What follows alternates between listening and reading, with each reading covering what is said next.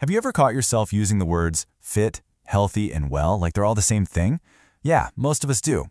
But what if I told you they're actually three totally different, though definitely connected, concepts?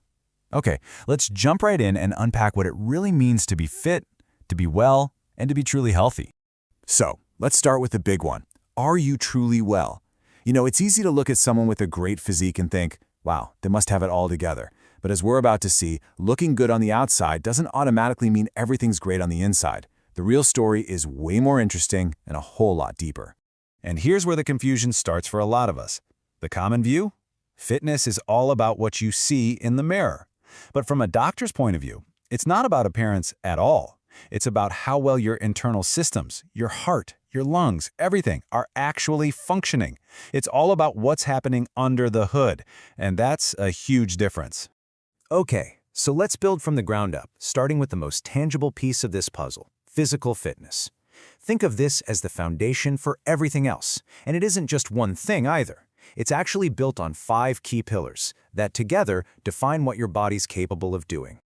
First up, pillar number 1, strength. This is pretty much what it sounds like. It's the raw power your muscles can produce. It's your ability to push, to pull, to lift. It's all about the force you can generate, whether you're lifting a heavy weight at the gym or just carrying a big bag of groceries. But get this, strength comes in 2 flavors. You've got static strength, which is all about holding a position. Think about holding a toddler who doesn't want to be put down.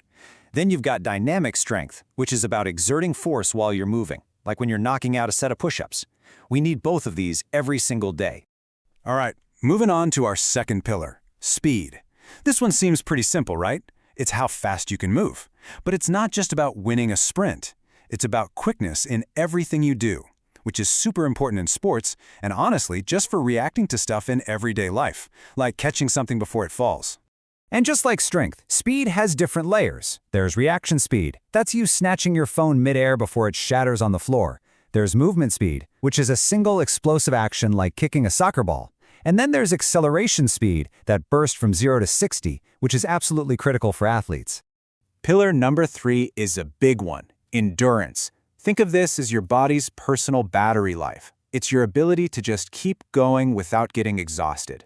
Whether you're a long-distance runner or a parent chasing a kid around the park, endurance is what keeps you from hitting that wall. And you see endurance in action everywhere.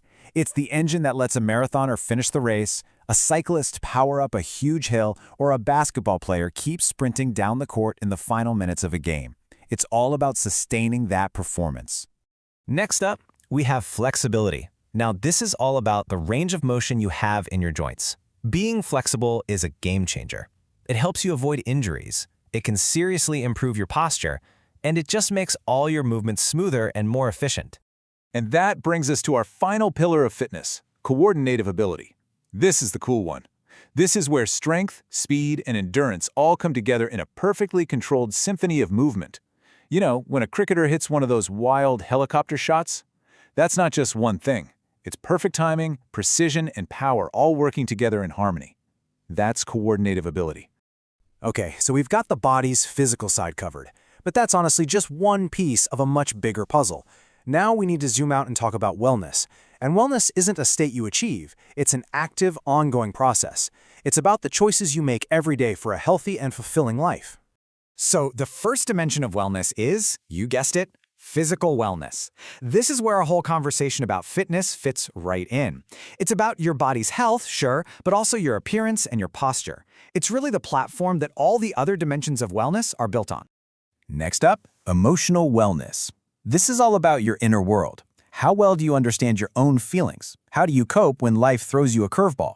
This is your ability to manage stress, to handle anger, and to build that all-important mental resilience. Then there's social wellness. Look, we're social animals, we need connection. This dimension is about how well you interact with other people. It's about building meaningful relationships and having a strong support system. Your friends, your family, your community, your tribe. And finally, we have spiritual wellness. Now, this isn't necessarily about religion. It's about having a sense of purpose, a reason for being. It's about connecting to your values and finding inner peace, whether that's through meditation, prayer, or just spending time in nature. It's your why. So we have fitness, our body's ability to perform. We have wellness, our holistic lifestyle choices. So where does that leave health? Well, you can think of health as the grand prize. It's the state you arrive at when your fitness and your wellness are all working together in perfect harmony. And you know, the World Health Organization absolutely nailed the definition. They say health is a state of complete physical, mental, and social well-being, and not merely the absence of disease. Listen to those words, complete and not just being sick. Health is the whole shebang. So how do we know if we're healthy? Well, it all comes full circle, doesn't it?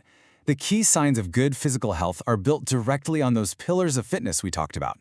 Your endurance, your strength, your flexibility, these are the real, measurable things that tell the story of your overall health. Okay, so theory is great, but let's make this practical. Let's look at a real-world example of wellness in action. And since physical wellness is our foundation, we'll start there with a super useful tool for handling a common problem, a sprain or a strain. Just remember this simple acronym, PRICE. First, P is for protect. Stop it from getting worse. R is for rest. Stop moving. I is for ice. Get a cold pack on it for 15-20 minutes to bring down the swelling. C is for compression. Wrap it gently with a bandage. And E is for elevation. Prop it up, ideally above the level of your heart. Seriously, this simple method can make a world of difference. So there you have it. We've gone from the 5 pillars of fitness to the 4 dimensions of wellness, all the way to the true meaning of health. We can see now that they're all connected, they all matter, and that leaves us with one last, and maybe the most important question. Looking at your own life, which dimension of your well-being are you going to focus on next